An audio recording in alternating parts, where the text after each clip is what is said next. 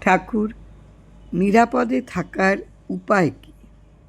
ঠাকুর বলছেন, যে যাহা বলুক শুনিয়াও শুনিবেন না, দেখিয়াও দেখিবেন না।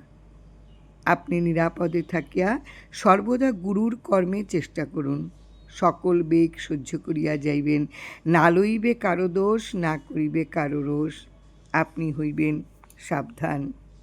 ওরে, কোথায় আমার প্রাণের ঠাকুর প্রাণারাম? কোথায় আমার নিত্য জীবনের পরম আশ্রয়? কোথায় আমার পরম বান্ধবজন? করুণা করে বাঁশিটি তুলে দাও আমার চিতে, কণ্ঠে জাগিয়ে দাও তোমারই অমৃত নামের টান, যেন ওই মোহন মুরলীর টান বাজতে থাকে অবিরাম আমার জীবন ভরে। আমি তাকাতে চাইনি কারো পানে, যেতে চাইনি কারো অধিকারে, শুনতে চাইনি অন্য কোনো গান। অন্তরে গগনে গাইব শুধু রাম নাম, আর মেতে থাকবো তার গুণগানে যতদিন বেঁচে থাকি এ ভুবনে। জয় রাম, জয় রাম।